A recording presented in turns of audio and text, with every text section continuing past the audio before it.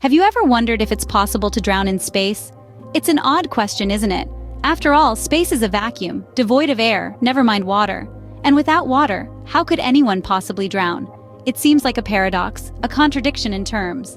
But then, space is full of surprises, isn't it? So before you dismiss the idea outright and say, "Of course not, how absurd," let's take a moment to ponder. But if you think it's a straightforward no, you might want to reconsider. To understand the possibility, first we need to understand what drowning really means. Drowning, as defined by the World Health Organization, is the process of experiencing respiratory impairment from submersion or immersion in liquid. It's a complex sequence of events, but let's break it down to its essential components. First, there's the initial shock. When we're suddenly immersed in water, especially cold water, our bodies react instantaneously. We gasp, our heart rate spikes, and we start to panic. This is the body's fight-or-flight response kicking in. Next comes the involuntary breath holding, also known as the mammalian diving reflex.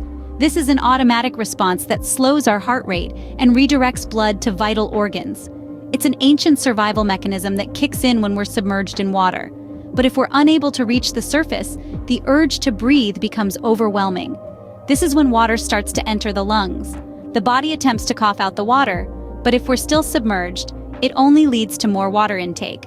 At this point, the oxygen in our bloodstream is depleted, leading to hypoxia or lack of oxygen in our tissues. This can cause unconsciousness and eventually cardiac arrest. The final stage of drowning is clinical death, which occurs when the heart stops beating and respiration ceases. Even if resuscitation is successful at this stage, there may be irreversible brain damage due to the lack of oxygen. Drowning is heavily influenced by various factors, such as the water temperature, the individual's swimming ability, and the time it takes for emergency services to arrive. But fundamentally, it is a process that involves the inability to breathe due to submersion in a liquid medium. In essence, drowning is a struggle for air, a battle between the human body's instinct to survive and the overpowering force of water. It is not a pleasant experience, nor is it a quick one. It's a process, a sequence of events that unfolds over time. Now, let's apply this definition to the space environment. Space is vast, cold, and most importantly, devoid of breathable air. It's a realm that is both awe-inspiring and terrifying in its sheer enormity and harsh conditions. Imagine the coldest winter night you've ever experienced, then strip away the air you breathe. That's the kind of environment we're talking about. Now let's delve into the details. Space is not just a void, it's a vacuum, which means there isn't any air or atmosphere. This lack of air results in an absence of oxygen, which we humans and all life as we know it depend on to survive. In such a condition, a human body, if exposed without proper protection, would face immediate and severe consequences. Without oxygen, the body would deplete its supply within about 15 seconds. The result? Unconsciousness would set in, followed by death just a few minutes later. It's a grim picture, but it's the reality of what would happen if a person were to be exposed to space without the necessary protective gear. And let's not forget about the temperature. Space is incredibly cold, with temperatures that can drop to as low as -275 degrees Fahrenheit in the shadows. In this extreme cold, a human body would freeze solid in a matter of moments. However, it's not just the cold one has to worry about. Space is also filled with intense radiation from the sun. Without the protection of our atmosphere, this radiation can cause severe burns and other injuries. So what does this all mean? Well, when we think of drowning, we typically envision water filling our lungs, cutting off our oxygen supply. But in space, there's no water to drown in, and the lack of oxygen would cause death long before any other environmental factor came into play.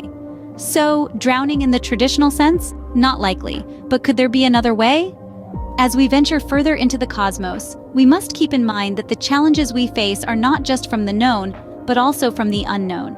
Enter the spacesuit, our life-preserving bubble in the inhospitable vacuum of space. The spacesuit, a marvel of engineering, is what stands between astronauts and the harsh, unforgiving conditions of the cosmos. It's a little piece of Earth, providing the essentials for human life: oxygen to breathe, temperature regulation, and protection from radiation and micrometeoroids. Now let's focus on one particular aspect of the spacesuit: its life support system, specifically the liquid cooling and ventilation garment. This is a piece of high-tech clothing worn underneath the suit, embedded with thin, water-filled tubes.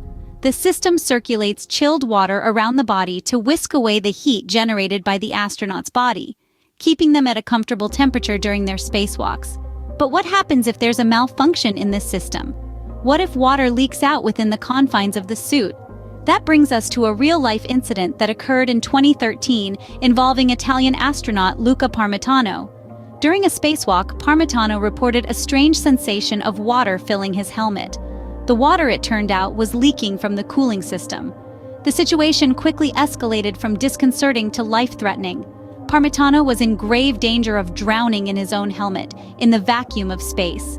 In this scenario, the water behaves differently than it would on Earth due to the absence of gravity. It forms a floating blob that can easily cover your nose and mouth. As you breathe in, you could potentially inhale this water, hindering your ability to breathe. The water wouldn't simply drain away as it would under the influence of gravity on Earth. This incident with Parmitano was a stark reminder of the risks astronauts face every time they don a spacesuit and step into the void. It underscores the importance of thorough checks and robust fail-safe mechanisms in the design of these life-preserving systems. This brings us to the shocking realization that, yes, you can drown in space, at least technically. But don't worry, thanks to ongoing advancements in technology and rigorous training, astronauts are well-equipped to handle such situations, ensuring their adventures in space are as safe as they are awe-inspiring. So, to answer the initial question, can you drown in space? Let's recap what we've learned.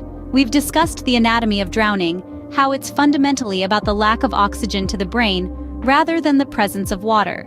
We've also explored the harsh environment of space, a vacuum devoid of breathable air, with extreme temperatures and radiation.